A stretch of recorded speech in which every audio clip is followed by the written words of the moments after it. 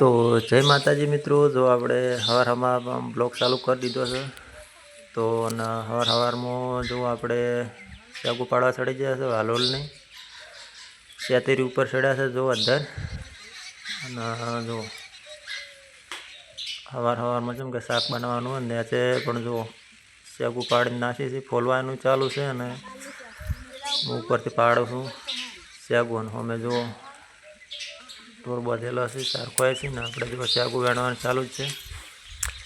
અને ઘર માટે આપણે વાયેલી છે થોડું રીંગણ ને એવું બધું વાલોલ નહીં. તો તમે જો આપણે તોડવાનું ચાલુ છે ચાકુ શાક કરવા માટે ઘર પૂરતું. તો જો વાલોલ વેણવાનું ચાલુ છે. તો થોડી વેણીને આપણે નેચે નાખ્યા છે, તો નેચે ફૂલવાનું ચાલુ છે ને વેણવાનું ચાલુ છે. જો નેચે નાખું કેમ કે આપણે સાઈડ છે સેતુરી ઉપર, એટલે વેલો સાઈડ છે સેતુરી ઉપર અંદર.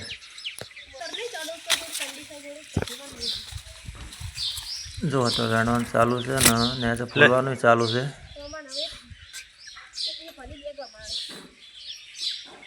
ડાયરેક્ટ સાઈડ આપણે પાપડીઓ સેતુરી ઉપરથી પાડતી ને આપણે ફોલવાનું ચાલુ કરી દીધું છે ને ફોલવાનું ચાલુ કરી દીધું. થોડા રેગણા લાવી દીધા છે. જો 2-4 રેગણા લોકો હતા તે રેગણા લાવી દીધા થોડા. હવે રેગણા અને પાપડીઓનું શાક કરવાનું છે. આ છે મરચાં વાલોલ.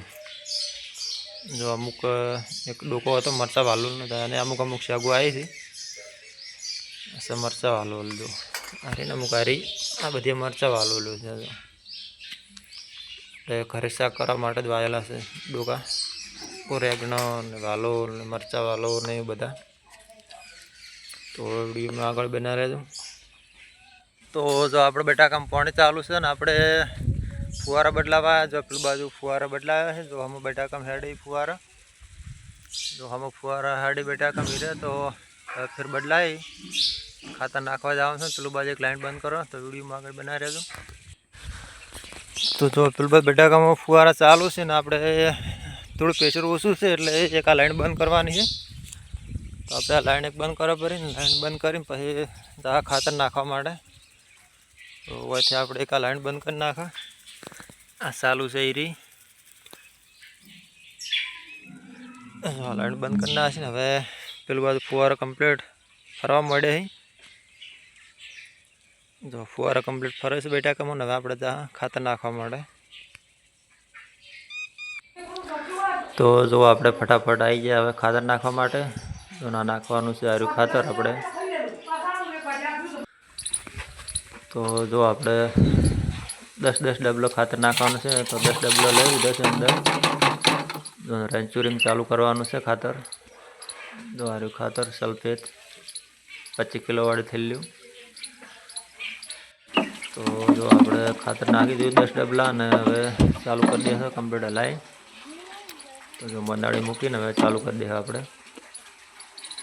મંદાળી મૂકીને પહેલાં રેન્ચુરીવાળો કાપ ચાલુ કરો, પછી થોડું પાણી ભરાય એટલે પછી પેલો બટરવાલનો ડાબા હાલે એટલે કમ્પ્લીટ રેન્ચુરીનું ખાતર ખેંચવા મળે. જો આપણે ડાબા હાલવાનું ચાલુ કર્યું છે, હવે ખેંચવા મળશે અંદર. તો જો દબાવી દીધો કમ્પ્લીટ, એટલે હવે ખેંચવાનું ચાલુ કરી દીધું અંદર. જો કમ્પ્લીટ ખેંચાઈ ગયું ખાતર.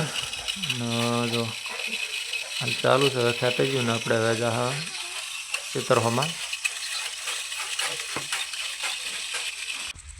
તો જો મિત્રો આપણે આવી ગયા પાસ ખેતરમાં, ને અમે જો રેલવે જાય છે માલગાડી.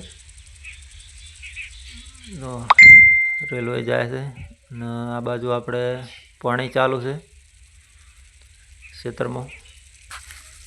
તો ફુવારો કમ્પ્લીટ ચાલુ છે, અને આપણે હવે જા ઘર બાજુ.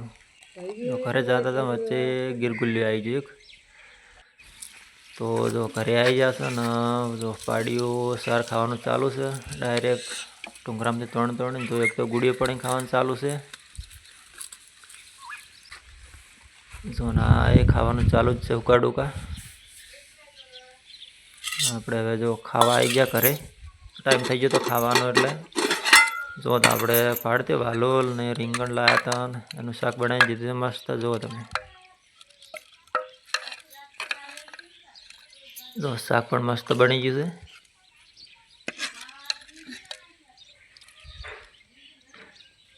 જો અને બાજરીના રોટલા અને છાશ મોળી.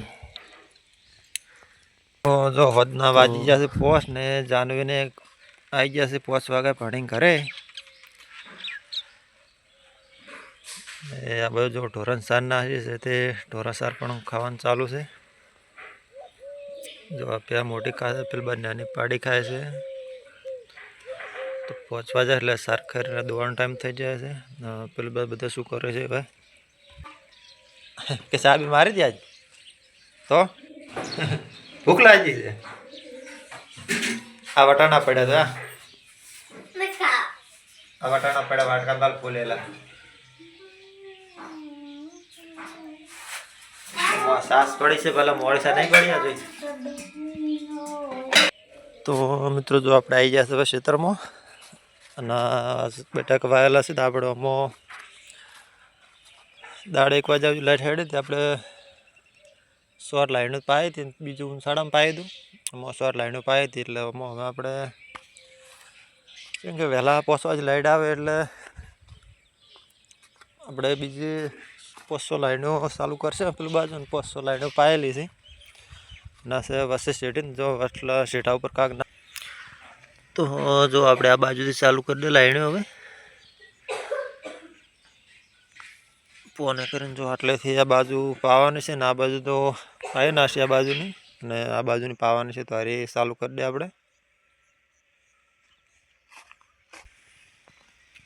તો આપણે જો 500 લાઈનો ચાલુ કરી દીધી છે. આ બાજુથી 500 લાઈનો ચાલુ કરી દીધી છે. આ બાજુ એક આગળ વચ્ચે બટરવાલ ચાલુ છે, બંધ કરવો પડશે. તો બટરવાલ બંધ કરી દે. તો આ છે બટરવાલ. જો આપણે બટરવાલ બંધ કરી દે એટલે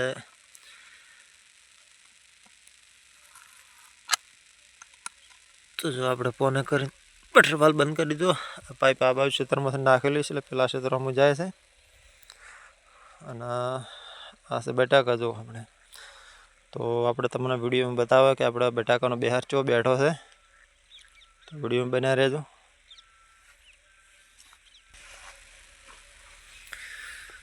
તો જો આપણે બટાકાનો બહાર ચો બેઠો છે ચેક કરો તમે પણ મિત્રો જોજો કે ચો બટાકાનો બહાર બેઠો છે.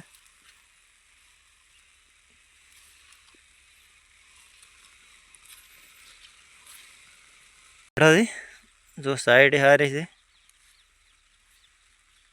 જો સાઈડ પણ કમ્પ્લીટ થઈ ગઈ છે અને બિહારમાં પણ સારા છે બટાકા. જો હજુ થોડો ઊભો રહે એટલે સાઈડ ચોક અમુક નાના છે કમ્પ્લીટ થઈ જાય.